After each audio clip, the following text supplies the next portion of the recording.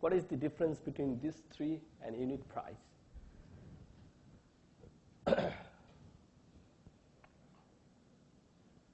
So these three variables represent your marketing spending. So these three variables are representing your spending, and price is a variable which contributes to revenue. So these are your marketing spending. And price indicates your revenue. How? If you know your price, and if you know your cost, per unit production cost, per unit price, price minus cost, we have got margin. So price times margin, we will get the revenue. Now you see here, this is your unit price and unit cost.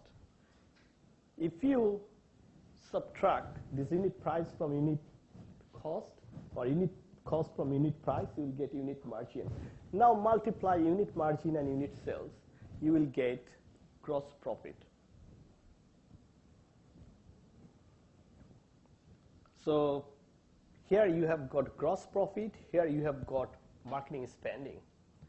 Now how to calculate net profit is very clear. Gross profit minus marketing spending, you are going to get net profit. So here you will look at all these important variables that are associated with net profit. If you decompose a metric, a simple metric like net profit, you get all these important variables. Now, if you tweak with one of these variables, the net profit will be influenced. How? If you increase your price, net profit will go up. If you bring down your costs, net profit will go up. So the message is from this particular decomposition, the message is, if you want to understand your marketing metric, you see the objective is related to metrics, metrics is related to day-to-day marketing decisions. So your day-to-day marketing decisions influence your metrics, and your metrics influence your objective. Now, if you want to achieve a higher net profit, what do you have to do as the marketing manager? The first thing you need to look at, what is happening every day.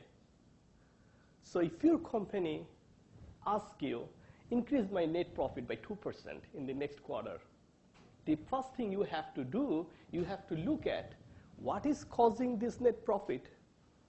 Every day, if I can look at these activities, if I can control these activities, if I can tweak these variables, then I can have an impact on net profit. So you can increase your price. If it is not possible, bring down your costs, and then you can have your net profit. So the message is the objective, the marketing objective is related to marketing metrics, and metrics are related to day-to-day activities, day-to-day decision making.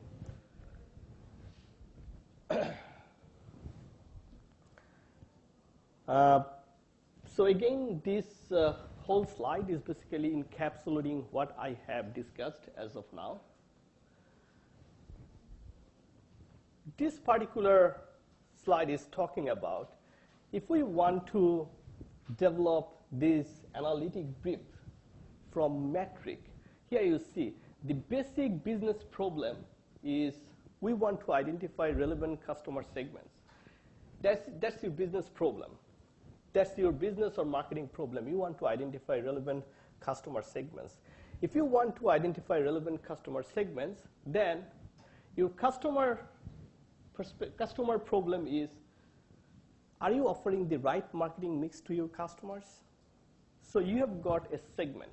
For example, Ruslan Kogan has identified that this country has got a demand for low-cost TVs. So he has identified the low and middle income Australians. That is his segment. In order to satisfy that segment, he has come up with the right marketing mix. What is that right marketing mix? Low price, no distribution cost, no inventory, right time service, 5 or 6 years warranty like other major television makers, and that's how he has developed his right marketing mix. So this particular concept is saying you need to understand your business problem. Your business problem, you need to identify the right customer segments, then match that customer segments with right marketing mix, product, price, place, and promotion. If you can do that, then it will work. Your metrics will work. You will get success out of your business. Now, how can you experiment that? So whether this is matching that, you can experiment that through different types of experiments. Test and learn, test and learn. What type of test and learns? For example, Amazon conducts 1,000 experiments every year to see which price is working, which one is not working. What type of website is working, what type of website is not working. What type of promotion is working, not working. 1,000 experiments every year they conduct on their websites. Similarly, Facebook conducts another 1,000 experiments as part of this, whether the marketing mix is working for this segment. Now, metrics differ company to company. The call center might have different metrics from the shop manager. Call center, most of the times, provide customer services, so they might focus more on satisfaction metrics than other metrics. The shop manager might be interested in sales metrics, return on sales, return on investment. The advertising manager might be interested in ad recall metrics or branding metrics. The sales force, again, is interested in sales. So what type of metric is suitable for an organization? That depends on the type of business. Is it B2B, B2C? If it is B2C, what type of business is this one? Is it a fast-moving consumer goods business or a service business? For example, the metrics used by hotel is different from fast-moving consumer goods. Again, these are different from a grocery retailer or a vehicle manufacturer. For example, Facebook. What is the most important metric for Facebook?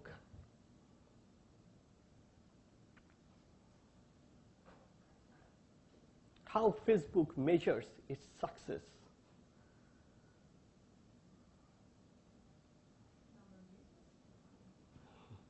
Number of users can be one metric. They have got more than 2 billion subscribers. That is one metric. But on top of that, they have introduced a new metric called stickiness. How long a customer sticks with a social media site.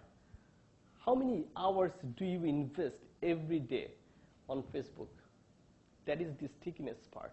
And that's how they say that our customers spend most of the time on this social media platform than any other platforms. And they have introduced this metric called stickiness ratio, stickiness metric.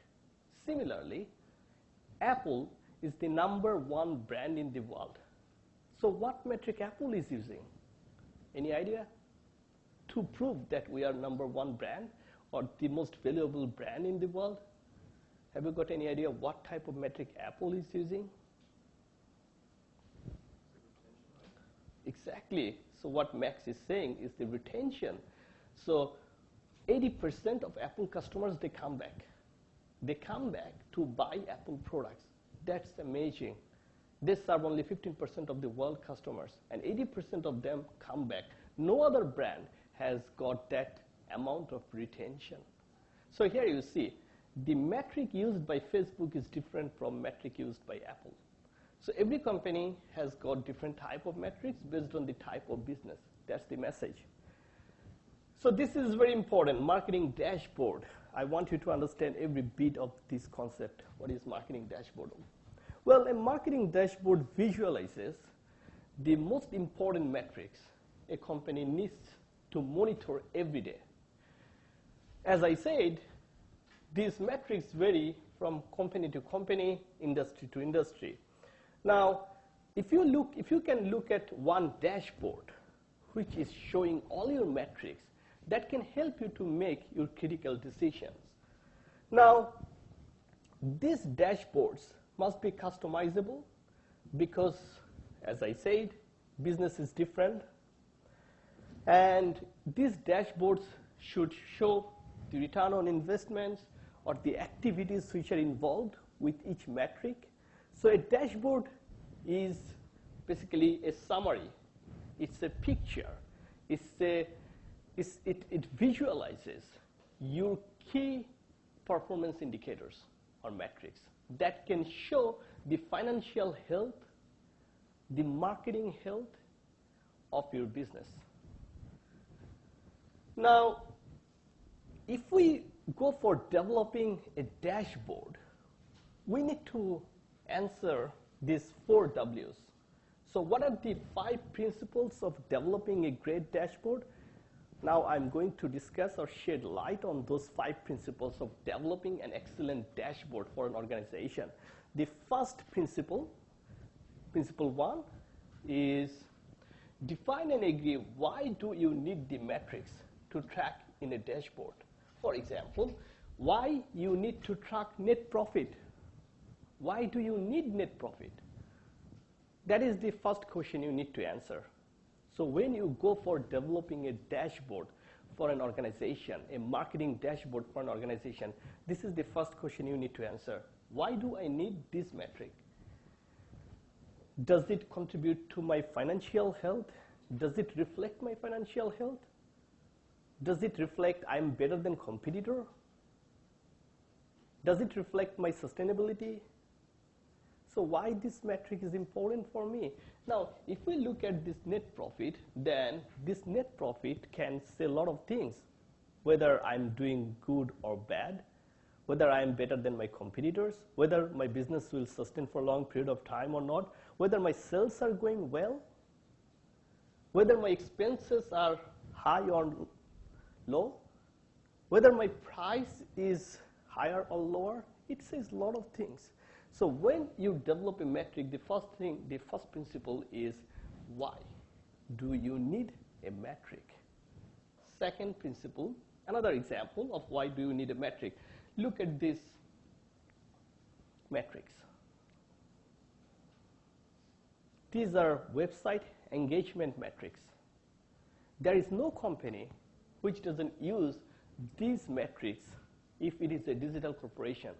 Name any digital corporation, be it Amazon, Yahoo, eBay, Facebook, University of Wollongong's web page, Qantas, Telstra. Everyone measures the quality of their web page, the quality of their web engagement using these 4 metrics. So why do you need a metric? When you develop a metric for your dashboard, that is the first question you need to answer.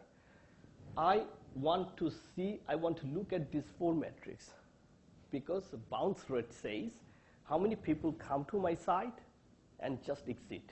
They don't like my page.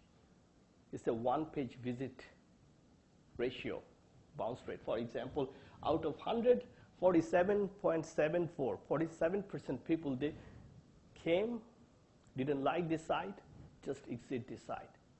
So that is the bounce rate. Every company, every website wants to know it to measure the quality of their content. So this first principle is, as a team, we need to define and agree why do we need a metric.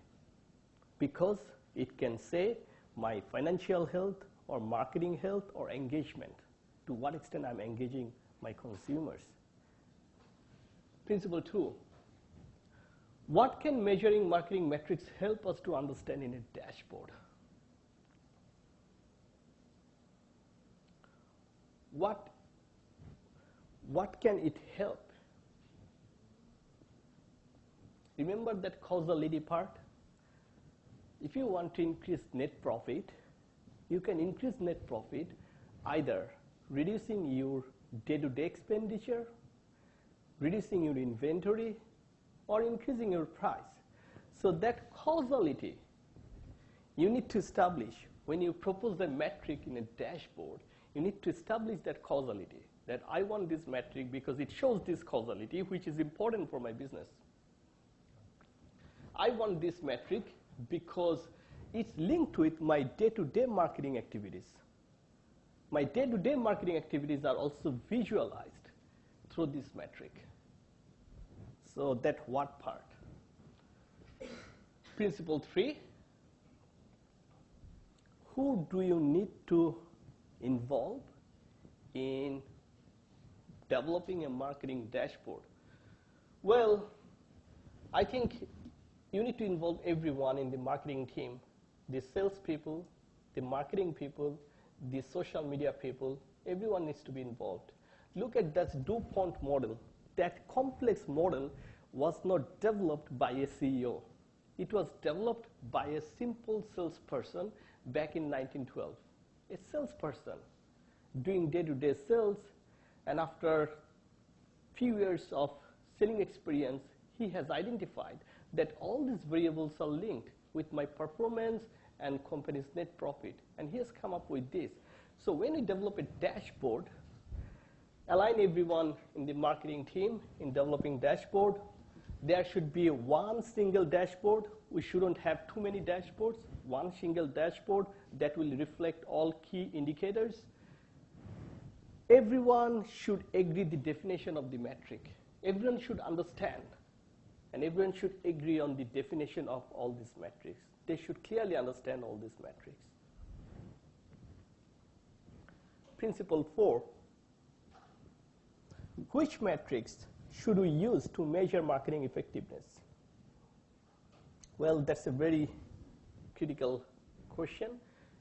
The answer is not straightforward. It depends on what type of business you are in, what type of products and services you are selling.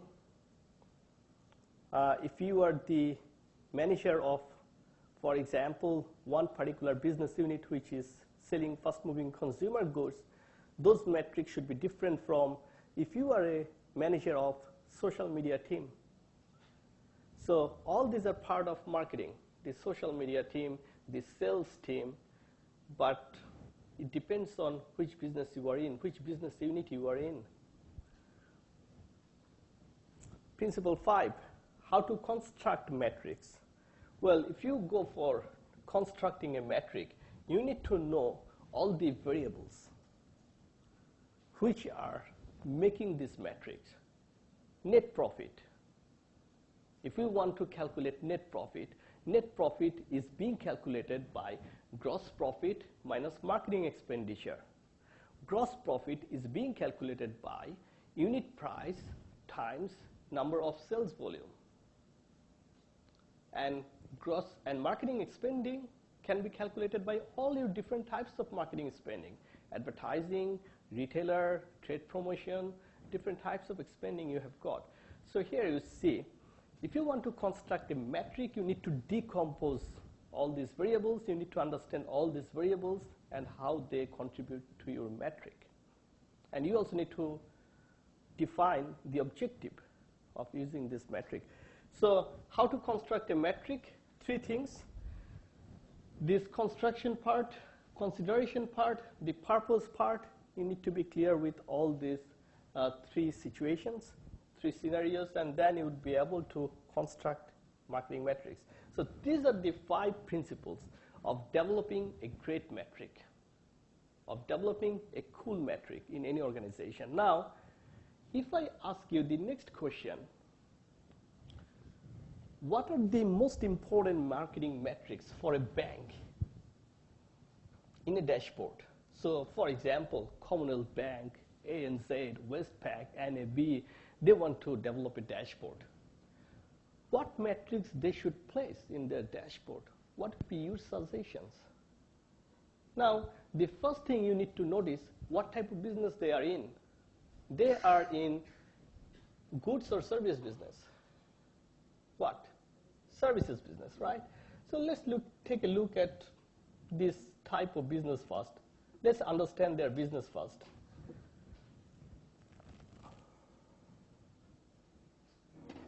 Barbara welcomes another customer into her bank world. What? You said I should open this everyday account because it had no monthly account fees. No need to thank me. I'm not. Look at all these.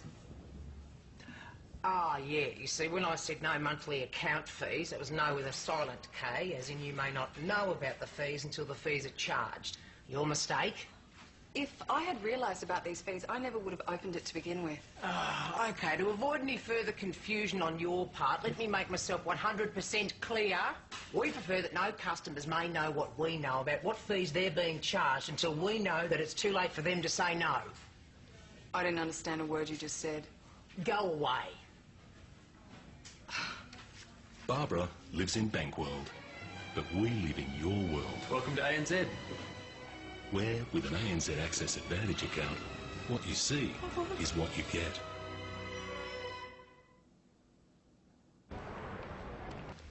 Now, I'm busy and you're late, so let's not waste any more time, eh? But I've been waiting out there for the last half hour. Whatever. Listen, champ, you're a very valuable customer Well, of ours. the reason I... So I'm going to sign you up for something you haven't even asked for. You can't do that. Already in the system. Well, I want to make a complaint. Not my department. How about I transfer you to an automated service that'll promise to get back to you? Then I want to speak to the manager. That'd be... me. But I'm in a meeting. Barbara lives in Bankworld, Go away. but we live in your world, Welcome to ANZ. with the most satisfied customers of the Big Four banks. We're focused on serving you better. Try us and see why. Well? I've got a problem with your credit card rewards program. You mean carrot? Can't achieve rewards regardless of time? What about it? Well, I've been spending for years and I've got nothing to show for it. You'd spend a bit more, sweetheart. You might get a kettle. I have a kettle at home. What do you want another one for? Oh, make up your mind. You're confusing me. You're confusing me for someone who cares. So, do I have enough points to get anything?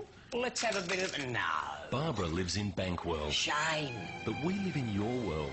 Simply put your everyday spending onto your ANZ rewards and you could earn a $50 voucher every 3 months. Just click, call or visit your local ANZ branch to apply and get the rewards you want more often. Get in. Wouldn't we be more comfortable inside the house? You're so comfortable in there, why do you want to move? Okay. We're interested in some flexible home loan options. Options? How many homes are you buying, Superman? Just one. Then it'll be option 1. We just don't want to get stuck with the wrong loan if things change. Oh, you'll have 25 odd years to get used to it.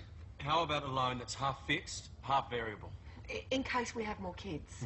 More of them. Barbara lives in Bankworld, Hi, I'm from ANZ. but we live in your world and bring you flexible home loans as home lending. So, what are the important metrics for a bank? What do you reckon if we want to develop a dashboard? Yes. Customer satisfaction, no doubt about it, that customer satisfaction should be part of developing a marketing dashboard for a bank. Anything else? Thanks for that. Anything else with satisfaction?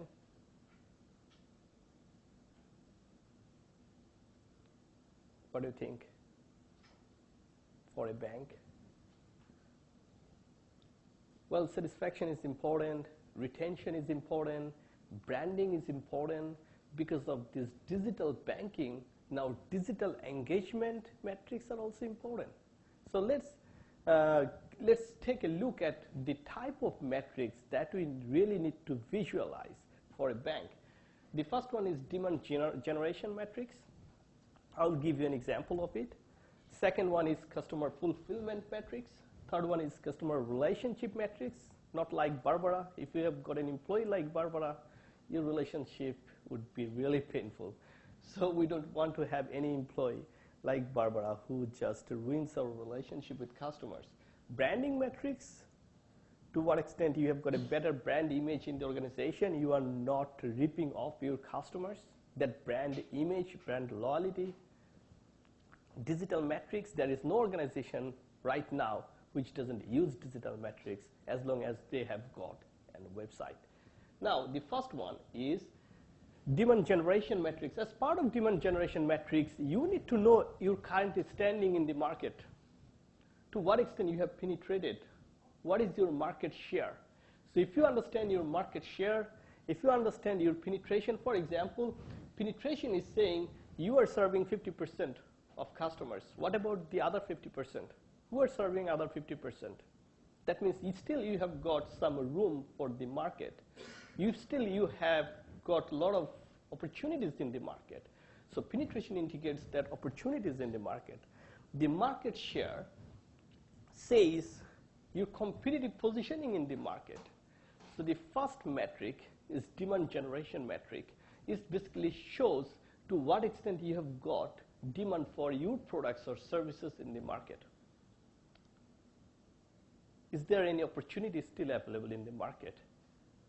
Or if competitor is having too many market share or higher market share than you, how can you beat your competitor to get better market shares? So that type of competitive situation or demand situation can be reflected by this type of metrics. Second one, customer fulfillment. We need to identify. This metric basically says how to provide value to customers and how to capture value from customers. How can you provide values to customers? By giving good services. And how can you capture values from customers? By making a lot of profit from each customer. Now, as part of customer fulfillment, the most important metric is these two, customer profitability and customer lifetime value. Customer profitability says how much profit you are making from each of your customer. Is it higher than competitors? And customer lifetime value is saying if you have, for example, Telstra calculates that each of their customer contributes $10,000. If you can retain a customer, it will contribute $10,000 over 10 years. Lexus calculates that if you can retain a customer, a Lexus buyer, then this Lexus buyer will generate around $600,000 over the lifetime. How? This buyer will buy another Lexus car. This buyer will encourage other people to buy Lexus. That's how. So this customer fulfillment metric says what you can do to provide value to customer and how can you capture values from customer. The capturing value from customer is reflected by these two metrics. Profitability, how much profit you can make from each of your customer, and what is the lifetime value of each customer. What is the life? For example, when Netflix came into this country, they said 1 month unlimited free use. That means you can subscribe without paying any money. For 1 month, you can view as many movies as you want. Why they are doing that? Because they know if they can hook these customers one time, if they can hook one customer, this customer will give around $5,000 over the next 5 years. So that's the part of this lifetime value. They look at this lifetime value. If you can keep one customer, retain customer, how much value you can generate over the lifetime. So this is the customer fulfillment part. Customer relationship is very simple. Most of the organizations like airlines, bank, services industries, Telstra, for example, they're using this relationship metrics because these relationship metrics help you to retain a customer. They just want to measure, for example, satisfaction is a very important metric for any bank or airlines or any educational institute. We use student satisfaction rate. Why? Because this metric reflects the type of relationship we have as a provider with customer. So for example, this satisfaction or loyalty is part of these relationship metrics.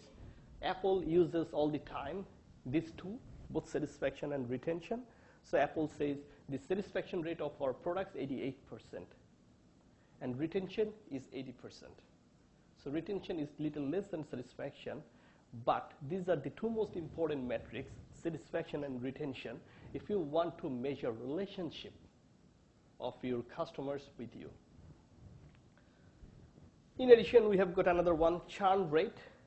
the rate of defection, how many customers are switching from you to other competitors. So that is called the churn rate. How can you calculate churn rate? If you know your retention rate, then 1 minus retention rate is your churn rate. 1 minus retention rate. If 88% is if 80% is Apple's retention rate, then 1 minus 0.80, 20% is Apple's churn rate. 20% customers, they switch to competitors. Branding.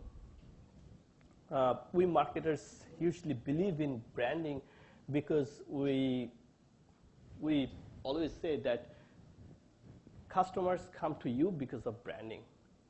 The customer loyalty part, the customer relationship part, all these are facilitated or these are strengthened if you can establish the brand.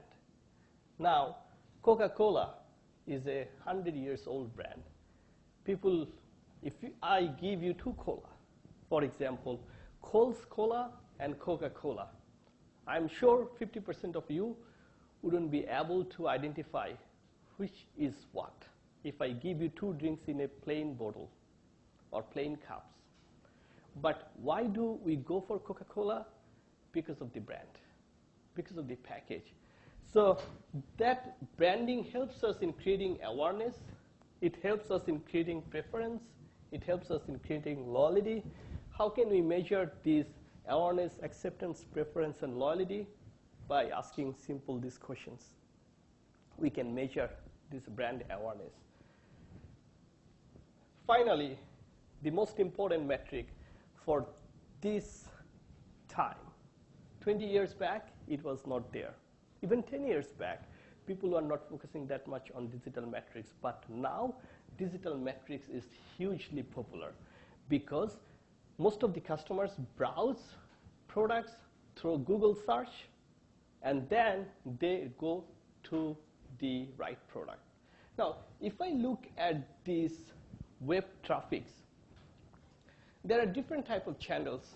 For example, Commonwealth Bank, Westpac, or NAB, they are using to attract customers. They use organic search, they use email, they use social media, they use paid search.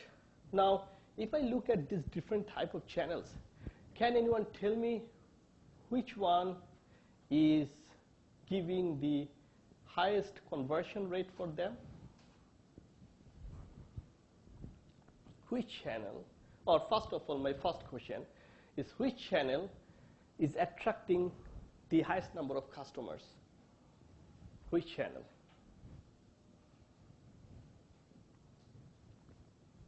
The number of sessions means the number of visitors. They visit the Commonwealth Bank's website using a particular channel.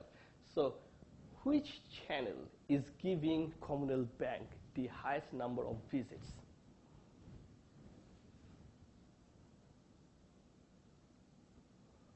Can anyone tell me? Organic search. So what is organic search? People just type in Google that I would like to open a savings account, which bank I should go for. And all these banks come up. Commonwealth Bank is ranked number 1 in organic search, so people generally click on Commonwealth Bank, organic search. But if you look at conversion rate, which channel is giving you the highest number of conversions? Through these different visits, through different channels, which channel is converting more visitors into customers? That is the conversion rate. Which channel is converting more visitors into customers? Can anyone tell me?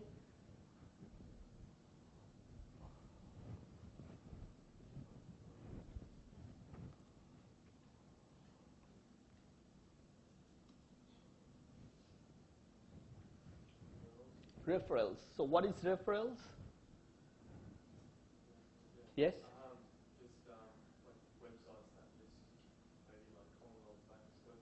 Okay, so referrals are generally third-party sites which refer you to the destination page. For example, you are reading news in the Australian or the Sydney Morning Herald, and all of a sudden you have seen the banner advertisements of Commonwealth Bank, and you have clicked on that Commonwealth Bank advertisement. That advertisement has led you to the Commonwealth Bank website. That is the referral sites. So this is saying the referral site is giving them the highest conversion. Which one is giving them the lowest conversion? That means which visitors are not converting into customers. They just keep remaining as visitors. Display. What is display advertisements? For example, you want to read something in a newspaper, online newspaper, a pop-up advertisement came, and you got rid of that pop-up advertisements because it's annoying you, right? Or you are seeing other type of display advertisements, and we have got display blindness. We don't want to look at ads when you read any news in the newspaper or in any other sites. So display advertisement for this case is clearly not working. So now this whole metric, web engagement metric, is giving us some critical insights. What is the insight? Which channel is working, which channel is not working.